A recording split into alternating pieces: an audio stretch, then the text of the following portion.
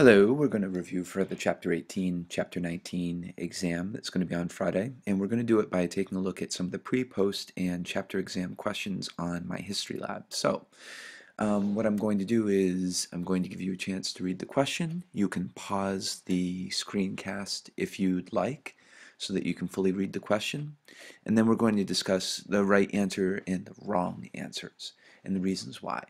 So, the first question here deals with the country's leading source of economic growth in 1861. Well, we know it's not foreign trade, although we do have cotton exports still as a major commodity that's leaving the United States. We know it's not manufacturing, although this chapter seems to focus on it, because even though that's a major source of economic growth, it's not the source in 1861. Agriculture is. Okay?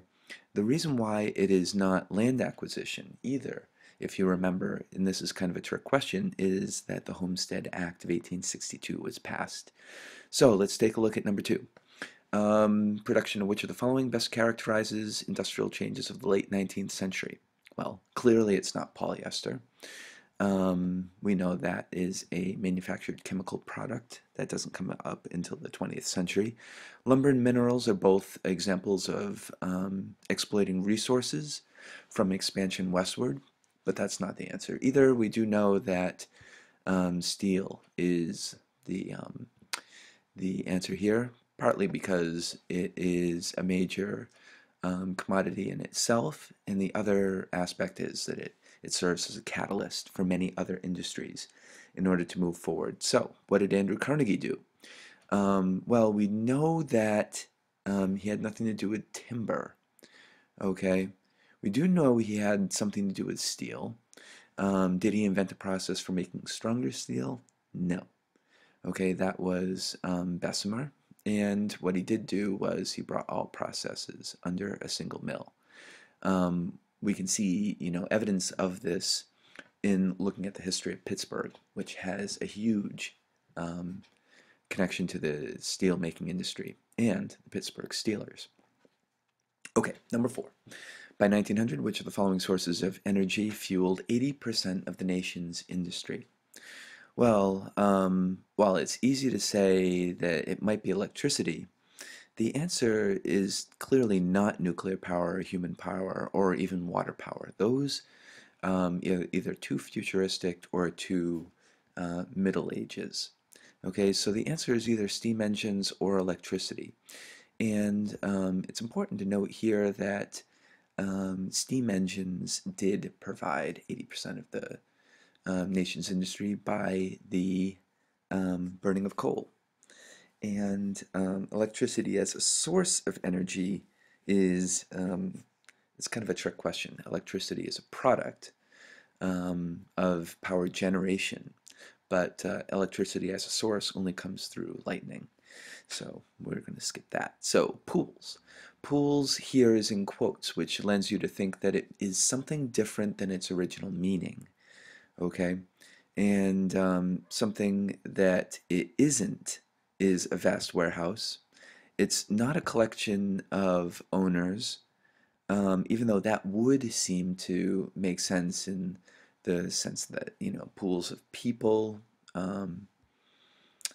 would gather together, but no, they didn't actually do that.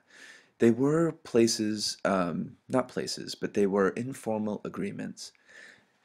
And you have to think about how contradictory some of this is to capitalism. If they set uniform rates, then they wouldn't really be allowing capitalism to compete. It's one of the reasons why your textbook points out that they were not successful. So what was the greatest contribution to the population of cities? The answers could be birth rates, immigration from rural America. We know it's not, lifespan medical advances. It is immigration from Europe and rural America, partly because we know that the key factors of industrialization, urbanization, and immigration are integrally tied together. What happens to one deeply affects the others.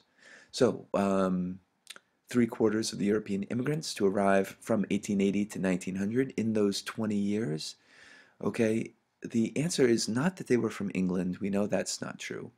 Even though there was a great deal of growth in the steel industry, we know that they couldn't have all worked in the steel industry.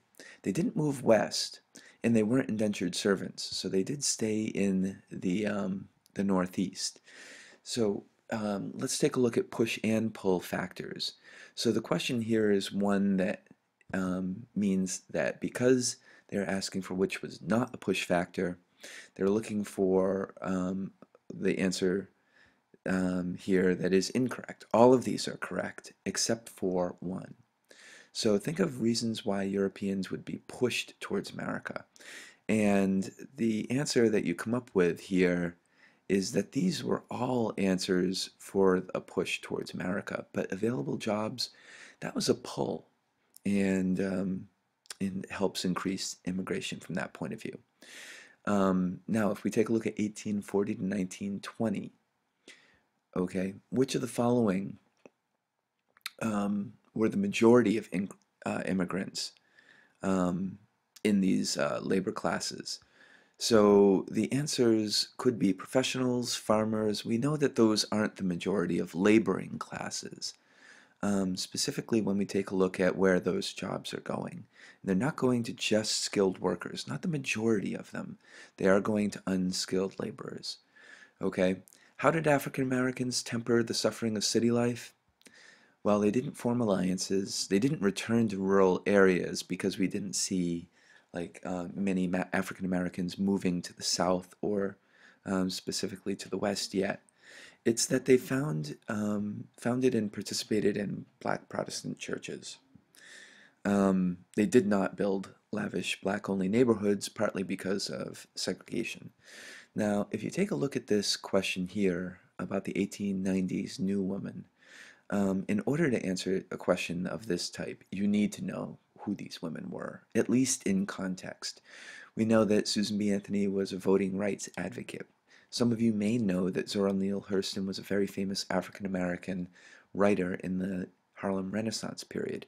But the answer that is correct is Jane Addams. There's no reasoning to it unless you know that Jane Addams was a progressive and a reformer and a woman who tried to offset some of the problems of urbanization, immigration, and industrialization. So what was not a result of the professions becoming more specialized and in business and industry expanding in the later years of the 19th century? The answer here, okay, it's not that just that the American Bar Association was founded or that psychology became a professional discipline, although some of you may remember reading about this in the book. These are all reasons for specialization. One was not a reason. So the reason that was not a result of professions being more specialized is that management was streamlined, requiring fewer people who were specialized. Okay, so which of the following jobs was most likely to be filled by an African American? The answer here may surprise some of you, but it is a porter. A porter is a person who lifts and carries things, kind of like a mover. But a porter often worked at train stations and they filled luggage. In other words, it was strict manual labor and not something here that required a specific skill or trait. Again, due to segregation. So how did real wages for industrial workers change? Well, this is the percent game, right? So now you have to determine whether they rose more than 50, fell more than 50, whether they doubled, or if it's some distinction in between, okay? And your book does point out that real wages rose more than 50% for industrial workers. Okay, if we break that down into different classes of workers, we see those changes break up. Now, this is a somewhat chauvinistic question. Which of the following jobs was the most desirable in terms of pay? It's not prostitution. Okay, now that we've seen that out, the answer is factory work. Okay, many women were able on the factory floor to be paid flat wages. which differed from some of the other jobs in which wages were tied to consumer demand. Okay.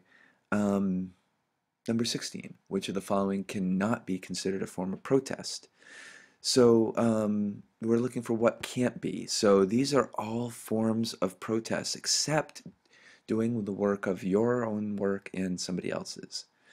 The question here about which one is false.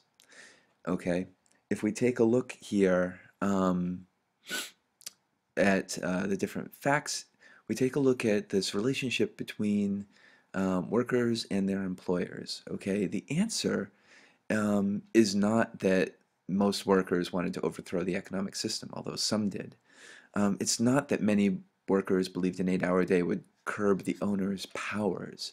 Okay, but it is true that many workers saw their employers as a hostile class, and a lot of that has to do with the political and economic climate in which many of these workers were both arriving from in Europe and then settling into in the United States. Who came to the aid of the Pullman strikers? Okay, here. And the answer is that none of these groups supported the strikers.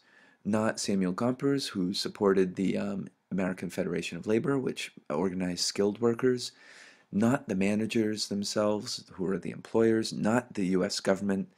No, none of them did. Which of the following groups was least likely to find an upward job mobility from one generation to the next? The answer here is African Americans, as surprising as that may be. One could assume that many of the recent immigrants would face more difficult hardships than African Americans did, but the long-standing racism that existed in the United States deeply applied to them more than others. And so the last question that we're going to look to here is which of these events occurred last? So let's try and think of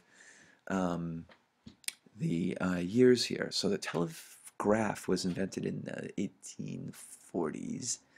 Pullman strike occurred in the 1890s. Edison invented the light bulb. That was in the early 1880s, I believe. Now I'm getting myself into trouble in that one. The National Labor Union was founded in the 1860s. I could be wrong about that. I'm not really doing good on dates here, but we can see if we take a look at these that obviously the Pullman strike is the last one. If we submit our answers for grading, we should get, as we did, a perfect 100, which I know all of you will do as well.